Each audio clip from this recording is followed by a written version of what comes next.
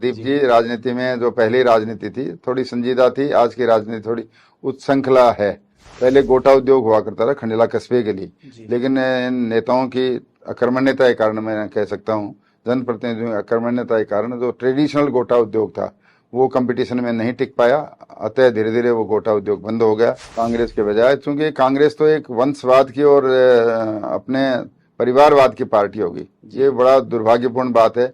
कांग्रेस तो सारे भ्रष्टाचार में डूबी हुई, और दूसरा कांग्रेस का तो भ्रष्टाचार में राजस्थान में आप देख रहे हैं, एमएलए जी एक तरह से इनके तो वो बने हुए हैं, मुख्यमंत्री का ही एक छोटे मुख्यमंत्री बने। नमस्कार, मैं हूं प्रदीप, आप देख रहे हैं थिंक 360। राजस्थान में विधानसभा के चुनाव साल के अंत में हैं और इन चुनावों को लेकर जद्दोजहद चल रही है पार्टियों के बीच में। साथ ही कई लोग जो कि राजनीतिक रूप से सक्रिय हुए हैं और लगातार काम कर रहे हैं जनता के बीच में। आपको ध्यान होगा कुछ ही दिनों पहले कई आईएएस और आईपीएस अधिकारी भारतीय जनता पार्टी में शामिल हुए हैं। तो ये अधिकारी, अखिल भारतीय प्रशासनिक सेवाओं के अधिकारी, रिटायरमेंट के बाद में जन सेवा के लिए जनता के बीच आ रहे हैं, राजनीति में उतर रहे हैं। ऐसे ही एक अधिकारी हमारे साथ हैं डॉक्टर रामदेव सिंह जी खैरवा। सर, बहुत बहुत स्वागत आपका। आज आपसे बात करते हुए हम जानेंगे कि आपने एक लंबी सर्विस की है राजस्थान में एक लोक प्रशासक के रूप में। अब आप एक जनसेवक के रूप में क्यों आना चाहते हैं और आके आप अपनी सफलता का स्तर कहां देखते हैं, एक आईपीएस के तौर पे या एक जनसेवक के रूप में कितने प्रभावी हो पाएंगे? इन तमाम बिंदुओं पे बात करेंगे उस विधानसभा क्षेत्र की जहां से आप तैयारी कर रहे हैं, जहां आपके परिवार के कई सदस्य राजनीति में सक्रिय रूप से शामिल रहे हैं।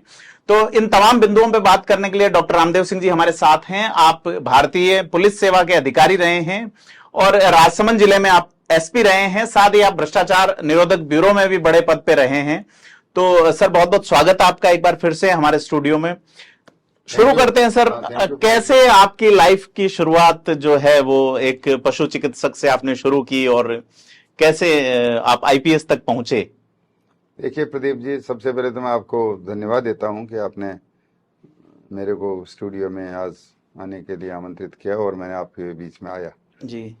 सर्वप्रथम मैं आपको निवेदन करना चाहूँ कि मैं एक किसान परिवार से आता हूँ जी बिल्कुल, क्योंकि हमारे खंडेला में हमारी कम्युनिटी के काफ़ी लोग हैं, काफ़ी बड़ी तादाद में मतदाता भी हैं। मतदाता की जब बात करें, चुनाव की बात करें, तो सबसे पहले मैंने मेरे करियर के रूप में मैं गांव के स्कूलों में पढ़ा, पास के स्कूलों में पढ़ा, फिर नीमका थाना पढ़ा, श्रीनिवासपुर पढ़ा, जयपुर पढ़ा। उसके बाद पशु चिकित्सा की मैंने डिग्री ली बीकानेर वेटरनरी कॉलेज से, और वहीं से मैंने पोस्ट ग्रेजुएशन किया। सौभाग्य से और मेरी मेहनत से मैं दोनों जगह गोल्ड मेडलिस्ट भी रहा जी बिल्कुल, ग्रेजुएशन में और पोस्ट ग्रेजुएशन। उसके बाद में मेरा सिलेक्शन कई सेवाओं में हो गया था। डेयरी में राजस्थान डेयरी फेडरेशन में भी, आरसीडीएफ में भी हो गया था, सीप एंड वूल उसमें एक डिपार्टमेंट हुआ करता था, उसमें भी हो गया था, पशुपालन विभाग में हो गया था। पर चूंकि एक होम सिकनेस हुआ करती थी उस समय के घर के पास में नौकरी लगे, तो हमने पशुपालन विभाग को चूज किया और मैं 9 साल तक उसमें रहा। पहली मेरी पोस्टिंग हुई थी बिहार जिला बाड़मेर में, लेकिन वो 2-3 महीने बस में रहा। उसके बाद में खंडेला ही रहा और खंडेला के दौरान ही मैंने बीए किया, एमए किया अंग्रेजी साहित्य से, और उसके बाद मेरा राजस्थान पुलिस सेवा में चयन हो गया। And I joined Rajasthan police service in April 1991 में मैंने राजस्थान पुलिस सेवा को ज्वाइन किया। उसके बाद में मैं विभिन्न पदों पर डिप्टी एसपी के रूप में रहा। 2002 में मेरा प्रमोशन हुआ अतिरिक्त पुलिस अधीक्षक के रूप में। 2013 जून में मैं अखिल भारतीय पुलिस सेवा के रूप में मेरा एलिवेशन हुआ, पदोन्नति हुई आईपीएस के रूप में। उसके बाद में मैंने राजसमंद में मैं एसपी रहा, मैं बीकानेर भी रहा, आरएसी में रहा, और मैं बाद में एसीबी भरतपुर रेंज का प्रभारी रहा। बिल्कुल। और मई 17 में मैं रिटायर हुआ, 31 मई 17।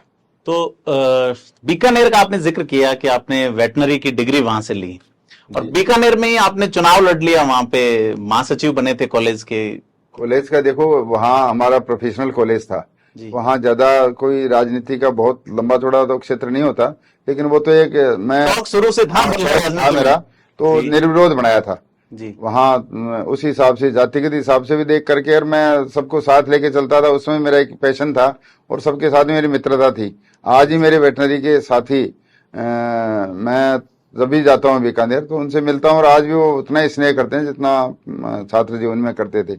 इसलिए वो तो एक छात्रों का और हमारे साथियों का एक स्नेह था कि भाई ये स्कॉलर आदमी है, पढ़ा लिखा है, सबके साथ में लेके चलने वाला बंदा है, तो इसको बना दिया जाए तो अच्छा रहेगा। छात्र संघ के कोई एक्टिविटीज होंगी उनमें, तो मतलब राजनीति का आपका शौक था, और हाँ। फिर आप राजनीति में अब जो है आफ्टर रिटायरमेंट में पुलिस से आप राष्ट्रपति पुलिस पदक आपको मिला डिस्टिंग्विश सर्विस के लिए जी। तो अच्छी सेवा तो आपने अपने कार्यकाल में, अपने करियर में भी की है।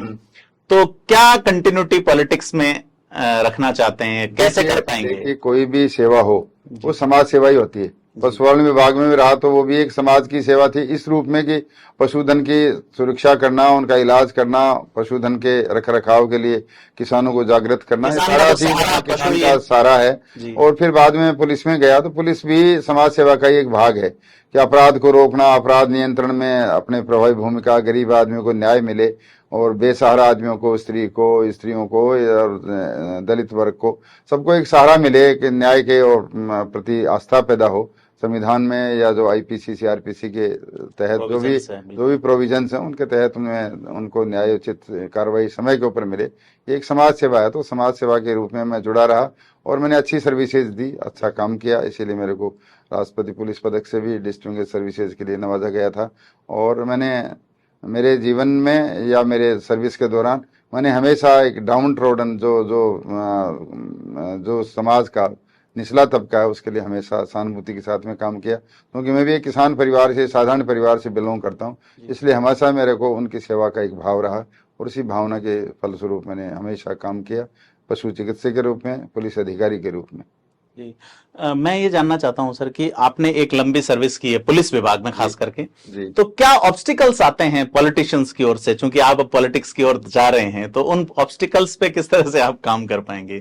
क्या नेता, तत्कालीन पहले के नेता और अब के नेता में क्या डिफरेंस आप देखते हैं? देखो, राजनीति में गिरावट तो आ रही है प्रदीप जी। राजनीति में जो पहले राजनीति थी थोड़ी संजीदा थी, आज की राजनीति थोड़ी उत्सृंखला है, उत्सृंखलता आई है, और नए नए लोग आए हैं, नए नए फील्ड से आए हैं, नए नव धनाढ़ वर्ग भी काफी आ रहा है।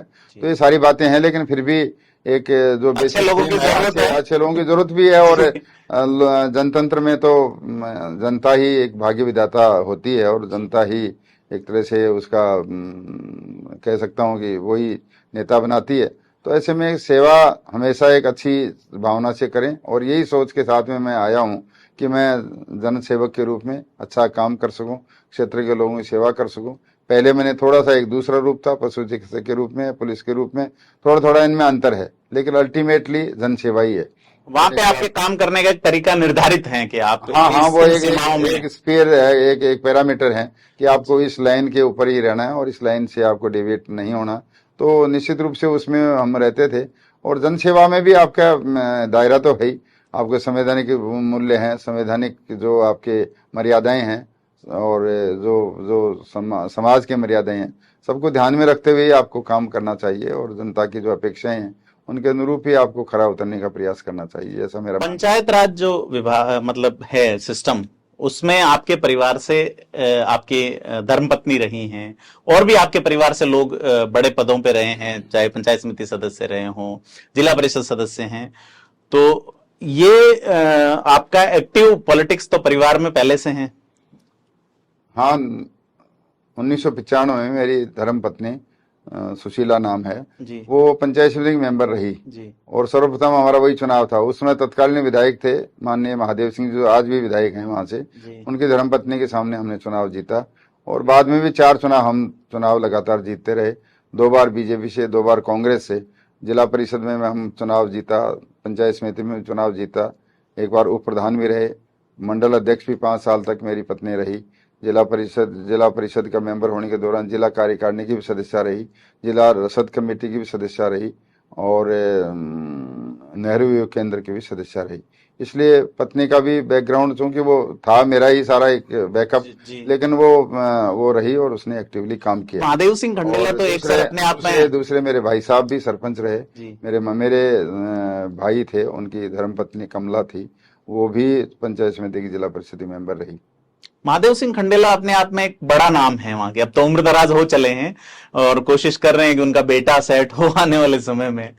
तो मैं ये पूछना चाहूंगा कि उस परिवार को जिनका एक ठरका था, जिसका एक रौब था, मतलब हराना पॉलिटिक्स में आने के लिए, तो आपकी शुरुआत तो फ्रंट फुट पे आगे हुई है। देखो कोई ठरका नहीं था, ना आज ठरका ना पहले ठरका था जी। तो हमने तो पहले भी उनके धर्मपत्नी को हराया है। मैं यही कह रहा और हूं, ये कोई हाँ उस जमाने में भी हराया था जब वो विधायक थे, उसमें भी तत्कालीन विधायक थे। तो ऐसी कहीं कोई बात नहीं है उनके परिवार में। ये दुर्भाग्य है हमारे खंडेला का कि महादेव सिंह जी बराबर जीतते भी आ रहे हैं और अभी भी वो अपने पुत्र मोह में फंस करके खंडेला से वो उनको चुनाव लड़ाना चाहते हैं। सर, खंडेला जो सीट है आपकी, सीकर, झुंझुनू और ये जो एरिया है, इसमें आप बेसिक प्रॉब्लम्स क्या मानते हैं कि किस तरह की समस्याएं हैं जिन पे आपको काम करना होगा? देखो खंडेला में सबसे महत्वपूर्ण समस्या तो है पेयजल की। जी। पेयजल की समस्या बहुत लंबे समय से जी। हमारे पानी जो नीचे अंडरग्राउंड वाटर है उसमें फ्लोराइड की मात्रा बहुत ज्यादा है, जिससे कुबड़ापन आता है, ऑस्टियोपोरोसिस की और कई बीमारियां उससे हो जाते हैं। तो पहली समस्या तो ड्रिंकिंग वाटर की। दूसरी है रोजगार की। रोजगार भी हमारे क्षेत्र में कोई रोजगार का कोई बहुमूल्य साधन नहीं है। पहले गोटा उद्योग हुआ करता था खंडेला कस्बे के लिए, लेकिन नेताओं की अकर्मण्यता के कारण, मैं कह सकता हूँ जनप्रतिनिधियों की अकर्मण्यता के कारण, जो ट्रेडिशनल गोटा उद्योग था वो कंपटीशन में नहीं टिक पाया। अतः धीरे धीरे वो गोटा उद्योग बंद हो गया। पहले हमारे गोटा खंडेला से जाता था सूरत में। आज गोटा यदि खंडेला में बिकता है तो सूरत से ही मंगाना पड़ता है वहाँ के व्यापारियों को, क्योंकि वहाँ से हैंडमेड मशीनें थी हाथ से चलाने वाली, वो कंपटीशन में कहीं टिक नहीं पाई। लेकिन नेताओं को चाहिए था कि गोटा उद्योग के लिए नई मशीनें आती, नए उनको ट्रेनिंग दिए जाते जो कारीगर थे, और कारीगर उनको ट्रेनिंग देकर उनके माल का जो विक्रय था उनके लिए भी कहीं केंद्र या कोई मदद करते। RFC से उनको लोन देता है पर्याप्त मात्रा में और पर्याप्त राशि में, तो वो बिल्कुल कंपटीशन में आकर के वो गोटा उद्योग अच्छा चल सकता था। वो दुर्भाग्य से नहीं अभी चला। हमारे साथी कुछ दिन पहले गए भी थे खंडेला और गोटा उद्योग पे लोगों से बात की, तो वैसे ही बातें आई जो आप बता रहे हैं कि ना तो जो कॉम्पिटिटिव टाइम आ रहा है उसके अनुसार ट्रेनिंग मिली और ना संसाधन मिले। तो और हमने भी कभी विधानसभा में मांग तो नहीं सुनी, लेकिन नाम खूब सुना खंडेला के गोटा उद्योग का। देखिए नाम मांग तो महादेव सिंह जी ज्यादातर वहां से 6 बार MLA रह गए जी। लोकसभा में भी 1 बार हमारे सम्मानीय सांसद भी रह गए, लेकिन उन्होंने तो कभी विधानसभा में या लोकसभा में कोई प्रश्न पूछे ही नहीं जी। ये तो बिल्कुल या तो सोते रहते थे या जाते ही नहीं थे। तो कभी ना तो कोई जन समस्याओं के बारे में चिंतित थे, ना इनका कोई विजन था, ना कोई सोच रहा जिसकी वजह से आगे कोई समाधान निकलता उनका। तो ये तो इनका हमेशा ही 2 बार निर्दलीय भी जीत गए, फिर कैसे जीत जाते हैं? जीत जाते हैं, जीतने का तो कई इक्वेशन होते हैं देखिए साहब, उसमें तो कई प्रत्याशी ऐसे खड़े हो जाते हैं, कई ट्रायंगल हो जाता है, फिर चतुष्कोणीय भी संघर्ष हो जाता है जी। और हो जाता है तो मार्जिनल और कुछ चीजें कुछ जातिगत हिसाब से भी बैठ जाते हैं।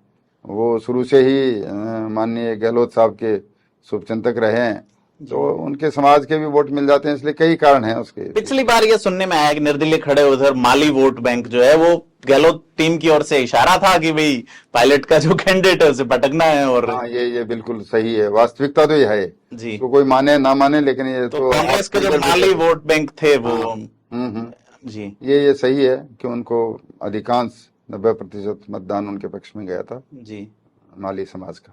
आपके बीजेपी से आप ट्राई कर रहे हैं फिलहाल भारतीय जनता पार्टी से, क्या वजह है भारतीय जनता पार्टी? क्योंकि आपने लंबा काम किया है तो एक बड़ी वजह है, लेकिन कांग्रेस और बीजेपी में आप एक थोड़ा सा कि क्यों हो बीजेपी विकल्प के तौर पे? बीजेपी में इसलिए मैं पसंद करता हूँ बीजेपी को कांग्रेस के बजाय, क्योंकि कांग्रेस तो एक वंशवाद की और अपने परिवारवाद की पार्टी होगी, ये बड़ा दुर्भाग्यपूर्ण बात है।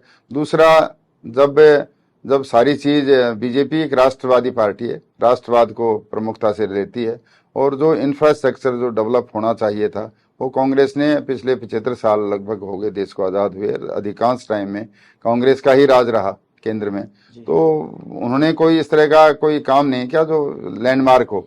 और मोदी जी ने पिछले 9 साल में इतने काम कर दिए जो कई क्षेत्रों में तो उतने उनके टोटल जो टेन्योर था कांग्रेस का उसको भी बीट कर दिया। जो इंफ्रास्ट्रक्चर का डेवलपमेंट था उसमें उन्होंने बहुत जोरदारी से काम किया, और जो विदेश नीति का जो पार्ट है, विदेश नीति में आज मोदी जी का जलवा पूरी दुनिया को जा रहा है। आज अमेरिका तो में आज अमेरिका में भी उनका आज चल रहा है योग दिवस, उनके नेतृत्व में यूएन में आज पूरे दुनिया ने योग दिवस को मनाया, सेलिब्रेट किया। अमेरिका में उनको पार्लियामेंट को संबोधन देंगे, दूसरी तीसरी बार संबोधन देंगे, 3 राष्ट्रपति उनकी मेजबानी करेंगे, उनके स्टेट गेस्ट के होस्ट के रूप में। तो उनका बड़ा जलवा है। कहीं पे भी कोई भी दूसरे डिप्लोमेटिक नेशंस में, चाहे पुतिन हो, चाहे जर्मन के राष्ट्रपति हो, चाहे जर्मन के चांसलर हो, जापान की हो, चाहे ऑस्ट्रेलिया के हो, कहीं पे भी उन्होंने कोई अपने देश की कहीं कोई निचाई नहीं होने दी और हमेशा उनका जलवा रहा, हमेशा उनकी पूछ होती रही है। राहुल गांधी भी यूएस थे थोड़े दिन पहले, आपने परिवारवाद वाली बात बताई, तो उन्होंने ये कहा कि भारत में संविधान खतरे में है। आप कॉन्स्टिट्यूशन में एक बड़े पद पे, कॉन्स्टिट्यूंट पद पे रहे हैं, तो क्या आपको लगता है कि क्या? देखिए, राहुल गांधी आज ये बात करते हैं, कांग्रेस का पुराना इतिहास उठा के देख लो, उन्होंने कितने संविधान को ताक में रख करके क्या क्या काम किए हैं, क्या क्या एक्शंस लिए हैं। पूर्व के प्रधानमंत्री जो कांग्रेस की तरफ से रहे हैं, उनको किस तरह से उन्होंने किया है। माननीय मनमोहन सिंह जी जो पहले 10 साल तक भारत के प्रधानमंत्री रहे, उनके टाइम में एज ए प्राइम मिनिस्टर उनकी कितने वक्त थी, और यूपीए चेयरपर्सन माननीय सोनिया गांधी जी की कितने उनके वक्त थी, सब लोगों को पता है। तो ऐसी स्थिति में ये कहना गलत है कि संविधान खतरे में है। कोई संविधान खतरे में नहीं है, सारी संवैधानिक संस्थाएं काम कर रही हैं और बल्कि ईमानदारी से काम कर रहे हैं और पारदर्शिता से काम कर रहे हैं। आज भारत में यदि कोई ब्यूरोक्रेट है जो नरेंद्र मोदी जी के नजदीक में है या उनके जो मंत्रिमंडल के सदस्य हैं, 16 से 18 घंटे काम कर रहे हैं देश के लिए, तो ये बड़ी बात है। देश के लिए पूरे तमाम मंत्रीगण, सारे ब्यूरोक्रेट्स और सारे नौकरशाह काम करते हैं। तो ऐसी कोई बात नहीं है कि उनके कोई संविधान में खतरे हैं। देश की हमेशा ऊंचाई पे जा रहा है। देश शीघ्र ही यूएन काउंसिल का मेंबर भी बन सकता है, बनने के पूरे चांस हैं। कांग्रेस तो सारे भ्रष्टाचार में डूबी हुई आज भी हाँ, सिक्योरिटी काउंसिल का। और दूसरा कांग्रेस का तो भ्रष्टाचार में राजस्थान में आप देख रहे हैं, एमएलए जी एक तरह से इनके तो वो बने हुए हैं, मुख्यमंत्री का ही एक छोटे मुख्यमंत्री बने हुए हैं। आज भ्रष्टाचार के रूप में आपने थोड़े दिन पहले देखा होगा, योजना भवन में सचिवालय में पावर सीट के नीचे सोना मिला, कितना रुपए मिले, एंटी करप्शन ने जब्त किए। तो देखिए कि सारे भ्रष्टाचार के ही कारनामे हैं। और आज भी चारों तरफ भ्रष्टाचार के बिना ना तो कोई ट्रांसफर होते हैं, ना कोई पोस्टिंग होती है। 2.5 करोड़ रुपए नगद और सोना मिला, लोगों को पानी नहीं मिल रहा है, पानी नहीं मिल रहा। तो ये सारी बातें, आज भी पानी की जो समस्याएं हैं, आज भी मैं तो धन्यवाद देता हूँ माननीय गजेंद्र सिंह जी जो जल संसाधन मंत्री हैं। उन्होंने हमारे जिले के या शेखावाटी में कुंभाराम लिफ्ट योजना के लिए लगभग 8 करोड़ रुपए सैंक्शन किए जल जीवन मिशन के तहत। जो कुंभाराम लिफ्ट योजना से पानी लाया जाएगा, खासकर से शेखावाटी के जो शेष वंचित रहे तहसीलों के लिए पानी की समस्या आएगी, मिटेगी। और जल जीवन मिशन में वैसे भी बहुत पैसा आया, केंद्र सरकार से बहुत पैसा आया, वो लगाने की और उनका मैनेजमेंट करने की राज्य सरकार की जिम्मेदारी है। यदि कहीं मैनेजमेंट ठीक है तब तो वहाँ ठीक हो रहा काम, और ज़्यादातर जगह तो ना तो उनकी रुचि है, और जिस तरह से पैसे का दुरुपयोग हो रहा, काफ़ी जगह दुर्भाग्य से दुरुपयोग भी हो रहा उस पैसे का, क्योंकि उसको सही तरीके से उसको अमली जामा नहीं करके पानी की पाइपलाइन। ये केंद्रीय जल शक्ति मंत्री भी कह रहे हैं। कल किरोड़ीलाल मीणा बीजेपी के बड़े नेता हैं, उन्होंने आरोप लगाया 20,000 करोड़ के घोटाले का।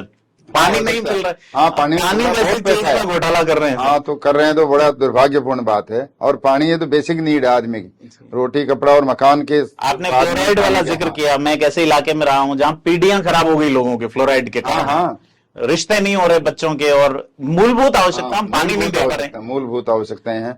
और हमारे माइनिंग का एरिया है, एग्रो वेस्ट इंडस्ट्रीज लग सकते हैं, लेकिन किसी ने कभी ध्यान ही नहीं दिया, कोई काम ही नहीं किया कि यहाँ कोई औद्योगिकरण हो, कोई उद्योग आए, लोगों को रोजगार मिले। रोजगार की कोई संभावना हमारे तो शून्य हो गई, इसलिए लोग पलायन कर गए। मुस्लिम आबादी तो ज्यादातर अरब कंट्रीज में अपने बेचारे परिश्रम करके और लेबर करके, मजदूरी करके वो अपना पेट पालते हैं। और जो दूसरे लोग हैं वो भी इधर उधर जो बड़े शहर हैं उनमें सब में पलायन कर गए। आज खंडेला कस्बा, आधा खंडेला वीरान हो गए, क्योंकि वहाँ कोई संसाधन नहीं, ना तो एग्रो बेस्ड इंडस्ट्री का भी लगी, नहीं वहाँ तेल की भी लग सकती थी, और भी एग्रीकल्चर बेस्ड जो इंडस्ट्री। जबकि उद्योगपति बहुत रहे हैं वहाँ के, खूब उद्योग बाहर जाते हैं वो। मिनरल बेस्ड इंडस्ट्रीज भी वहाँ काफी स्कोप है, लेकिन मिनरल्स में भी जो भी कोई बड़े उद्योगपति हैं उनके उनके कुछ लोग जो वहां पर मार्बल के रूप में पत्थर भी अच्छा निकलता है, और पत्थर की रिसर्च होकर के ग्रेनाइट और रेड ग्रेनाइट का भी अच्छा स्कोप है, पायरेट्स का अच्छा स्कोप है। पहले एक कारखाना चला करता था, लेकिन फिर मैं यही कहूंगा कि इन नेताओं की आक्रमणीयता के कारण पायरेट्स के सारे डिपॉजिट होने के बावजूद भी वो बंद हो गए। और आज यूरेनियम का वहाँ स्कोप है, यूरेनियम का वहाँ बड़ा चल भी रहा है। रॉयल पास में एक गाँव है, रॉयल बड़ा गाँव है, उसमें यूरेनियम खनन का काम शुरू हुआ है भारत सरकार की तरफ से।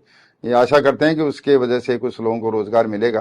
तो कोई इलाके का कुछ 5-6 साल आपको रिटायरमेंट हो गए, तो मुझे लगता है रोड मैप तो आपने पूरा तैयार कर ही लिया कि पूरा रोड मैप तैयार कर लिया। घर घर में, गांव गांव में, ढाणी ढाणी में सारा रोड मैप तैयार है, सबको पहचान है। हमने जन सेवा करी है, मेरे पूरे परिवार ने जन सेवा करी है। रात और दिन हम ईमानदारी से, पारदर्शिता से इसमें काम करते आए हैं और करते रहेंगे। यही हमारा एक जुनून है, यही हमारा जज्बा है। सर, मैं एक दिन उनका स्पीच सुन रहा था, कहीं पब्लिक से बात कर रहे थे, महादेव सिंह जी जो मौजूदा विधायक है, उनका ये कहना है कि कॉलेज को लेके उन्होंने बात कही कि कॉलेज एजुकेशन में हम आगे बढ़ रहे हैं। हालांकि आपका जिला काफी आगे है, कॉलेज अभी मिला है आपके वहाँ? देखिए, कॉलेज मिल जाना चाहिए था 20 साल पहले, ये बात सही है, हमारा जिला आगे है, लेकिन इन्होंने तो कुछ किया ही नहीं ना। मैं कह रहा हूं, मुझे आश्चर्यजनक ये लगा, मैं एक मिनट रोकूंगा आपको, हाँ। कि डूंगरपुर बांसवाड़ा वाला अगर ये कहे, या जालोर सिरोही जो सबसे लोवेस्ट लिटरेसी, वो ये कहे हमें कॉलेज मिला है तो खुशी होती है। हाँ। लेकिन सीकर झुंझुनू के बहुत पहले ही मिल जाना चाहिए था। और ये लोगों की वजह से ही, इन्होंने कभी कोई प्रयास ही नहीं किया कि कोई एजुकेशन का सेंटर बने, लोग पढ़े, आगे कोई वोकेशनल ट्रेनिंग का। आईआईटी भी छोटी सी एक जगह या एक होता है, तो आईटीआई और इस तरह के संस्थान बने जिससे कि लोग अपने कुछ पेशे से काम कर सकें, अपना खुद का भी काम कर सकें, सरकारी नौकरी में भी जा सकें। पर उन्होंने कभी कोई प्रयास नहीं किया। आज भी हमारा एक इसमें हमारा दुर्भाग्य है, आज भी बड़े कस्बे हैं, कांवट है, रिंगस है, वहाँ कोई गवर्नमेंट कॉलेज नहीं है। अब खंडेला में खुला है, वो भी 10 किलोमीटर दूर महादेव सिंह जी ने अपने गांव में उसको कॉलेज खुला है, वहीं गर्ल्स कॉलेज है। तो उनको चाहिए था कि सिटी में कॉलेज बने। सिटी में कॉलेज बनता है तो वहाँ लड़कियों की एजुकेशन में ज्यादा चार चांद लग सकते थे, लड़कियों की सुरक्षा की दृष्टि से भी, बच्चों के रहने के दृष्टिकोण भी। वो कस्बे थे, वहाँ हर तरह की सुविधाएं मिलते हैं, कनेक्टिविटी है, सारी बातों में मेरे दृष्टिकोण से खंडेला में यदि प्रॉपर शहर में होता तो ज्यादा फायदा मिलता। शहर से 10 किलोमीटर दूर क्या वजह क्या रही ले जाने की? मतलब वो तो उनको तो सारी चीजें अपने अपने नजदीक में ले जाने में आनंद आता है जी। दूल्हेपुरा गांव में कितना उन्होंने सारा गांव को तोड़ फोड़ करके हाईवे टाइप बना दिए, इतने तो छोटे छोटे बना दिए कि कोई जैसे कोई बहुत बड़ा हाईवे, कोई ये नेशनल हाईवे जहां बनाना है या जमीनों की रेट बढ़ती है सर। लेकिन लोगों का कितने 50-60 साल पुराने मकान टूट गए इन हाईवेज के चक्कर में। नहीं तो बाईपास बनाना चाहिए था, गाँव का विकास होता, आबादी का विकास हो, लोगों को रोजगार का सृजन होता। बाईपास बना दिए बड़े गाँव में, जाजोद में टूट गए मकान, मालिकपुर में टूट गए, बड़े बड़े गांव जो थे जिनमें 50-100 साल पुरानी हवेलियां हैं। आज एक मकान बनना मुश्किल होता है, आम आदमी कहाँ संभव है आदमी के लिए। तो उनको बाईपास बना करके इस तरह कोई चीज करते तो ज्यादा फायदा मिलता। लेकिन आज उन्होंने तोड़ ताड़ दिए और कोई पूछने वाला है नहीं, किसी के पास गांव में कोई पट्टे होते नहीं है कोई चीजों के, लेकिन फिर भी मकान तो बने हुए हैं और पट्टे भी हैं, पट्टे होने के बावजूद भी तोड़ दिए। तो ये तो इनकी एक दादागिरी वाली बात है कि ये तोड़ दिया जैसा भी इन्होंने किया। सर, आपके यहाँ पे पढ़ने लिखने वाले बच्चे बहुत हैं, बच्चे दौड़ते हैं, भागते हैं, कंपटीशन की तैयारी करते हैं। पेपर लीक जो है वो इस चुनाव में एक बड़ा मुद्दा होगा। हाँ, ये सही है कि पेपर आज कितने परीक्षाओं में पेपर लीक हुए, कितने जो नौजवान हैं बेचारे बड़ी मेहनत से काफी टाइम बाद में तो वैकेंसीज निकलती हैं और फिर उनका पेपर लीक हो जाना, पेपर निरस्त हो जाना, परीक्षा निरस्त हो जाना, तो ये उनके ऊपर बहुत कुठाराघात होता है। बच्चे कई बार तो ओवरेज हो जाते हैं, कई बार डिप्रेशन के शिकार हो जाते हैं, डिप्रेशन में कई बार आत्महत्या करने को मजबूर हो जाते हैं। तो बच्चों के लिए बड़ा दुभर होता है, बच्चे हो चाहे बच्चियां हो, बच्चियों की शादी की उम्र निकलने लग जाती है, कई बार तो इस तरह के स्थान से जाते हैं।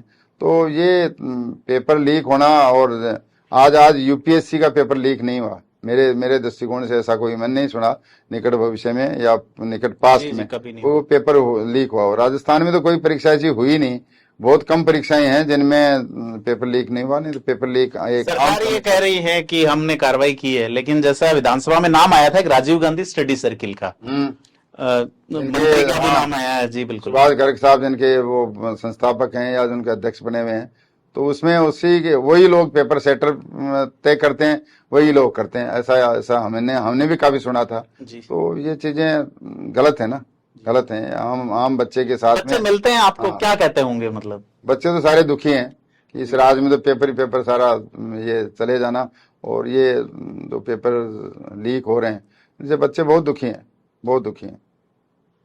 तो उस इलाके में जो आप माइनिंग की संभावनाएं बता रहे हैं, उसको लेके क्या लोगों को रोजगार मिले, माइंस मिली, कहीं बाहर का ले गया कोई, जैसा आप प्रभाव बता रहे हैं कि नेता प्रभावशाली लोगों को मिलेगा, तो कैसे लोगों का मतलब वहां के लोगों को फायदा मिले? प्लान बने जी, माइनिंग प्लान बनना चाहिए। माइनिंग प्लान के हिसाब से 2 हेक्टेयर 4 हेक्टेयर जिस तरह से भी माइनिंग का विभाग, जो माइनिंग विभाग है वो तय करे, उस हिसाब से उनको माइनिंग प्लान करके उनको इस तरह से प्लॉटिंग करे कि 4-4 हेक्टेयर की ये इतने माइंस होंगे, और इसमें लॉटरी सिस्टम से स्थानीय लोगों को शामिल किया जाए। स्थानीय जो गांव, जो दोनों तरफ के गांव आते हैं उन लोगों को शामिल किया जाए, वो भी बेचारे माइन ओनर बने, कभी उनका भी सपना पूरा हो। और यदि और उनको माइनिंग करने के लिए उनको सरकार से लोन मुहैया कराएं, और मशीनरी के लिए, माइनिंग के लिए, डिगिंग के लिए, जो भी माइनिंग एक्टिविटीज के लिए खूब सरकार दे रही है, तो सरकार को उनके लिए उनको एक प्लान के साथ में उनको लोन उपलब्ध कराया जाए। उनको उसके लिए प्रशिक्षण भी दिया जा सकता है। मान लीजिए कोई हाई टेक्नोलॉजी कोई चीज है तो जनप्रतिनिधियों को उठानी पड़ेगी, प्लानिंग के लिए उनको मेहनत करनी पड़ेगी, उनके लिए पूरा होमवर्क करना पड़ेगा जी। और पूरा ड्राफ्ट तैयार करके ये चीज करें तो निश्चित रूप से वहां आसपास के लोगों का कायाकल्प हो सकता है, और ठीक है, उनको आगे रोजगार के भी साधन मिले और साथ में एरिया का विकास भी हो। पिछला जो चुनाव था 2018 का, उसमें आपको ये था कि उतरना है चुनाव में, इस तरह से इशारा भी हुआ, लेकिन आपका ये कहना था कि फील्ड में जब तक काम नहीं करें, वेट किया। नहीं, वेट तो नहीं, मैं प्रयासरत था, लेकिन मुझे दुर्भाग्य से टिकट नहीं मिला। अच्छा, मैंने चुनाव कंटेस्ट करना उचित नहीं समझा जी। और कोई बात जो अपन करना चाहिए? देखिए, मैं तो भारतीय जनता पार्टी के एक सामान्य कार्यकर्ता के रूप में मैंने भारतीय जनता पार्टी में शपथ ली है, मैंने पार्टी ज्वाइन किया। मैं इसके लिए काम करता रहूंगा, हमेशा मेरा शेष जीवन इसी में रहेगा, और हमेशा मैं भारतीय जनता पार्टी के लिए और भारतीय जनता पार्टी की रीति नीतियों को जनता तक पहुंचाने का, माननीय प्रधानमंत्री जी का या भारतीय जनता पार्टी के जो कोर इश्यूज हैं उनको जनता तक पहुंचाने का पूरा प्रयास करूंगा। और जो 9 साल का मोदी जी का सुशासन रहा है, इनके द्वारा जो किए गए कार्य हैं उनको भी जनता तक पहुंचाने के लिए हम लोगों को जागृत करेंगे, बताएंगे, समझाएंगे। आज देश का जो मान सम्मान बढ़ा है, देश के जो पेंडिंग इश्यूज थे, चाहे धारा 370 का हो, चाहे राम मंदिर का इश्यू हो, बड़े बड़े इश्यूज थे जो फटाफट सोल्व कर दिए। जो इच्छा शक्ति के दम के ऊपर भारतीय जनता पार्टी की सरकार ने ये काम किए हैं। और भी जो इंटरनेशनल एक्टिविटीज हैं, सिक्योरिटी के इश्यूज हैं, नेशनल सिक्योरिटी के इश्यूज हैं, उनको बड़ी बखूबी से सरकार हैंडल कर रही है। और हर तरह से आज तेल की, दूसरी दुनिया में तेल की या महंगाई की जो बात करें, अपन महंगाई की देश में भी बढ़ी है, लेकिन जो दुनिया की दूसरी जगह महंगाई है, जो दूसरी समस्याएं कई तरह की आ रखी हैं, वो भारत में नहीं है। इसीलिए नहीं है कि इनका मैनेजमेंट, इनकी इकोनॉमिक ग्रोथ, इकोनॉमिक को जो सेट करने वाले जो इकोनॉमिक थिंकर्स हैं, वो अच्छा से काम कर रहे हैं, देश को आगे पहुंचाने का काम कर रहे हैं। मेरी तो यही। तो बीजेपी के माध्यम से आप फुल मतलब तैयारी में हैं कि इस बार? पूर्ण रूप से तैयारी में हूँ, और मुझे उम्मीद है कि मुझे 100% टिकट मिलेगा, और मैं जनता के आशीर्वाद से चुनाव लड़ूंगा, चुनाव जीतूंगा। और क्षेत्र के लिए, विकास के लिए हमेशा जो मेरा पैशन रहा है, जो मेरा सोच रहा है, उसके अनुरूप बड़ी पारदर्शिता से, ईमानदारी से रात और दिन मेहनत करके जनता की सेवा करूंगा। तो ये थे डॉक्टर रामदेव सिंह जी। आप काफी सक्रिय हैं खंडेला विधानसभा क्षेत्र में, भारतीय जनता पार्टी से आप टिकट मांग रहे हैं। आज हमसे खंडेला के मुद्दों पे, राज्य के मुद्दों पे, देश के विदेश के मुद्दों पे चर्चा की, और ये बताया कि एक जनप्रतिनिधि को क्या काम करना है, खास करके खंडेला विधानसभा क्षेत्र के हिसाब से। और इन्होंने पिछली बार भी टिकट मांगा था, इन्होंने बताया कि नहीं मिला। इस बार फिर से आप दावा कर रहे हैं और काफी पुरजोर कोशिश कर रहे हैं। तो खंडेला विधानसभा क्षेत्र सीकर जिले का एक महत्वपूर्ण विधानसभा क्षेत्र है, और वहां पे आप जैसे अगर प्रभावी जिनको जनसेवा का एक अनुभव है, ऐसे लोग आते हैं, तो निश्चित तौर पर एक लोगों के लिए अवसर तो उभरता ही है। तो सर, हमारी शुभकामनाएं आपके साथ हैं, और हमसे बात करने के लिए बहुत बहुत धन्यवाद। Thank you. और दर्शकों से अपील है कि आपने अगर अब तक थिंक 360 को सब्सक्राइब नहीं किया है तो कृपया सब्सक्राइब करें और नोटिफिकेशन आइकन को क्लिक करें। हम प्रत्याशी कार्यक्रम में आपसे इसी तरह रूबरू करवाते रहेंगे लगातार लोगों से। हम विधानसभा क्षेत्रों में भी जाएंगे और इसी तरह प्रत्याशियों से लगातार संपर्क में रहेंगे। बहुत बहुत धन्यवाद।